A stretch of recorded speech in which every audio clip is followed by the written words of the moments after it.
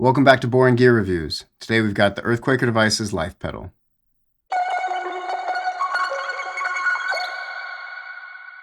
So EarthQuaker Devices was started in 2004 by Jamie Stillman and Julie Robbins. And since then, they've become a huge name in the pedal world, and rightfully so.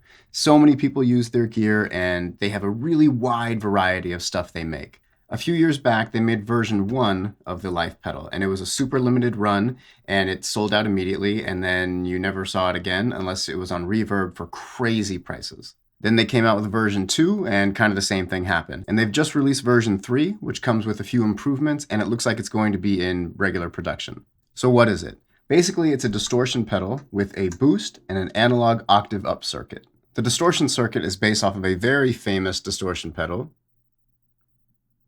and this is where you're going to get the bulk of your distortion, your proper distortion. So the boost side is definitely where you're going to get your Model T vibes. Very forward and big. Not necessarily heavy in the sense of distorted, but heavy in the sense of weight. It's not a thin sounding pedal, and it's not overly bassy either. It's just a very full, round sound. When you pair them both together, it gets really thick and fuzzy and really massive sounding. The analog octave up is super cool in that it's not going to be sterile or digital sounding.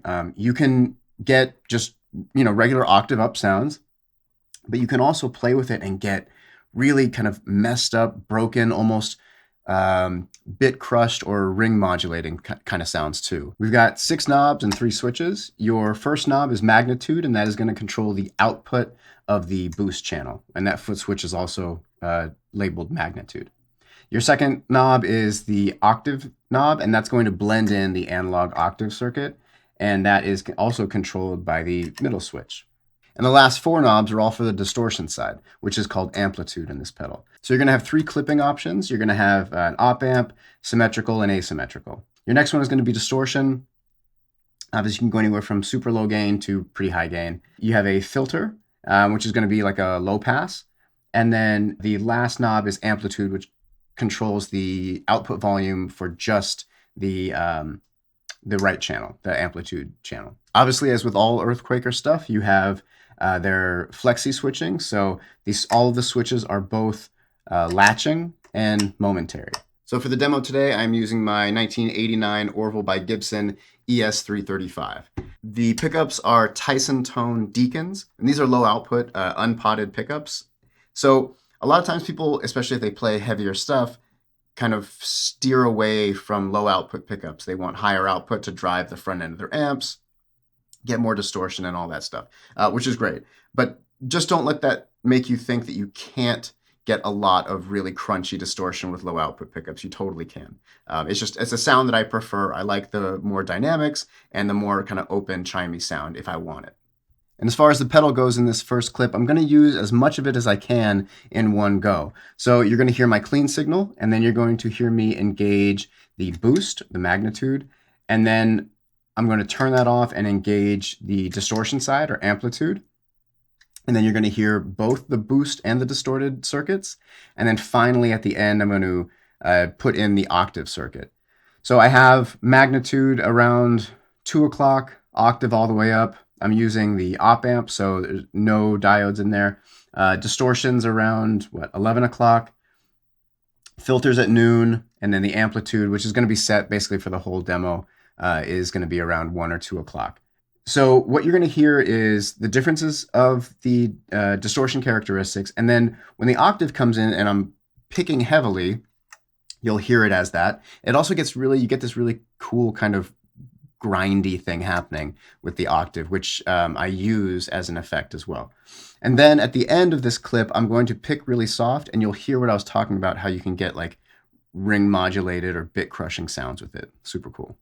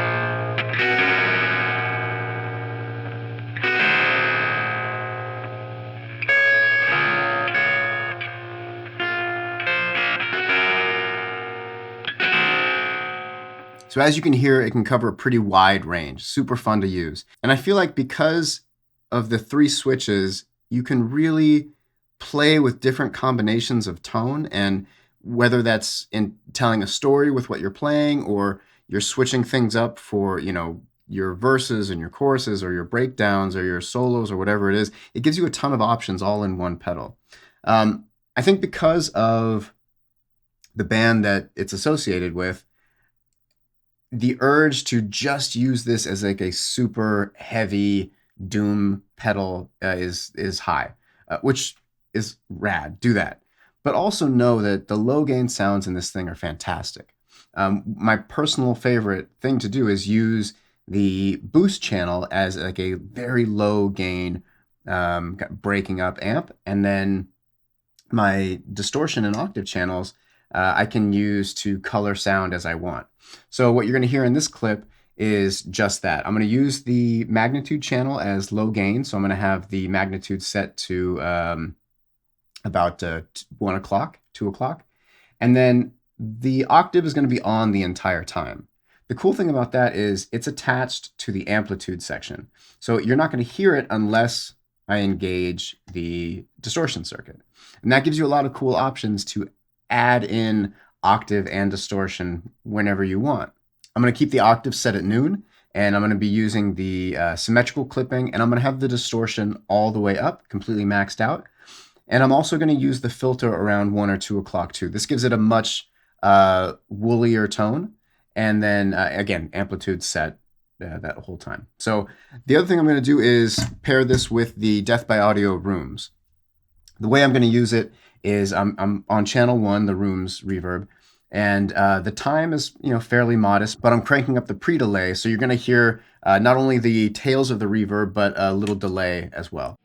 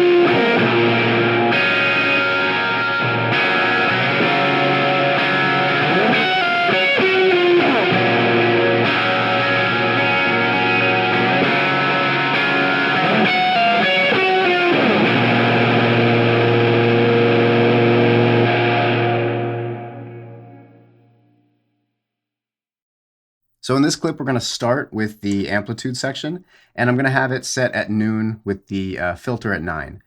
And I'm using the asymmetrical clipping. You're going to hear because of the filtering on the way that these distortion pedals work, and this one too, you get like a very nasally sound, which I love. Honestly, the thing I love so much about this pedal is not only the kind of very cool and traditionally acceptable distortion sounds that you can get, but like the really gross, messed up ones. I think that's my favorite thing about this. So what we're going to hear is the amplitude section, a bit nasally, and then I'm going to momentarily turn on the octaves. When the octave comes on, you're going to hear the signal crumble a bit. So even though it's an octave up and you'd think, oh, well, that should basically, your brain tells you, oh, it's like a 12 string. No, it's going to really cause the signal to kind of collapse in on itself momentarily. And that's one of my favorite sounds with this pedal. Then you'll hear them both on together. While these two are running, I'm going to go into another part, and then all I'm going to do is turn off the octave while I turn on the magnitude. So then you're going to hear magnitude and amplitude, so the boost and the distortion together. And again, it'll be this very thick, aggressive tone. You can really accomplish quite a bit with this pedal. Any one of these channels by themselves are awesome, but like very straightforward. You go, okay, like I know what that does. The strength for me, the strength of this pedal is how you can combine them to make totally different and unique sounds.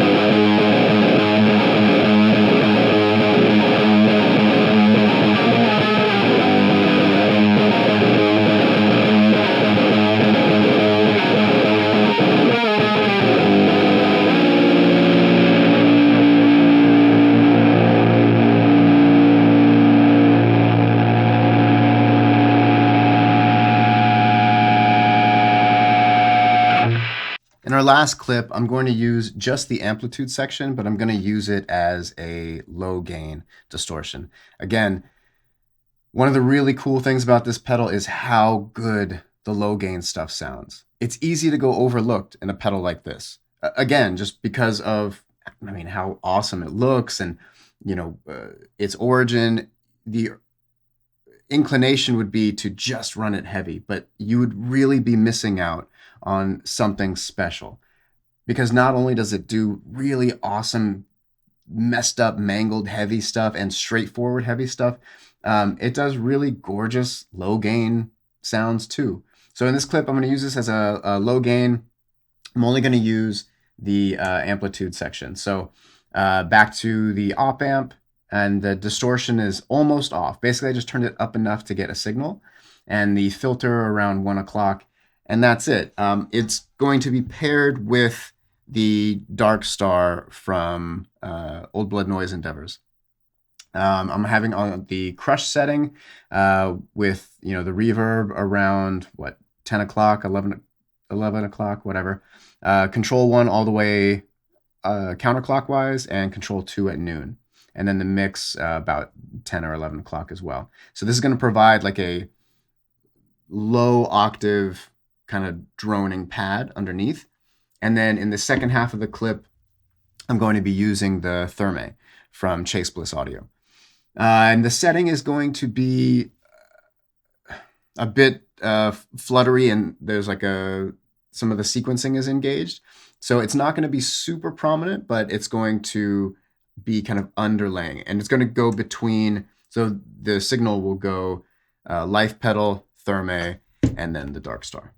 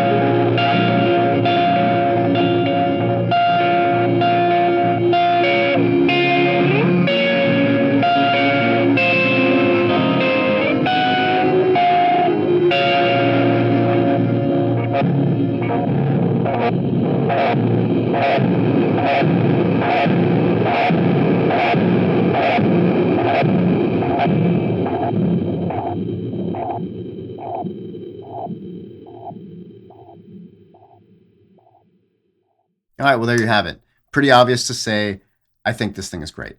For me, like I mentioned, the highlights are going to be the really mangled, kind of ugly tones you get out of it, and then the really beautiful low gain stuff. To me, that's where this pedal resonates most, is in those kind of extremes. It brings up a good point in that I think what attracts me to a pedal are the extremes of it. And especially, distortion pedals aren't, while they're one of my favorite things, as themselves, they're not terribly exciting. You know what a distortion circuit does. And when you use it, you're like, yeah, it's doing all the things I expect it to do, and it sounds great and awesome. But with this one, I found myself surprised a lot, which I can't say for a lot of distortion pedals. I highly recommend it. Obviously, EarthQuaker, super quality stuff. You get the flexi switching. The LEDs are not too bright, super easy to use on stage or, low lit bedroom or office. Everything's good quality. They have an amazing warranty. They're handmade here in the US. If you go to their social medias or YouTube, you'll see how wonderfully they run their company and treat their town and their employees. So, supporting good people is important to me. And EarthQuaker is always a company that I would support. So price is right. It looks amazing. Obviously, it's a little larger than, your average. There's another EarthQuaker pedal, another distortion pedal. It's two of these. But again, you're getting a boost, you're getting a distortion, and you're getting an octave. So it makes sense that its form factor is a little larger. Don't let that intimidate you. Oh, also, there is an expression out that is connected to the blend of the octave. So you can use the octave with an expression pedal. Super cool. Or expression ramper or expression slider. So anyway, I highly recommend it. Really awesome pedal. Yeah, go get it. If you enjoy these videos, please consider subscribing, and I'll see you next time. Peace.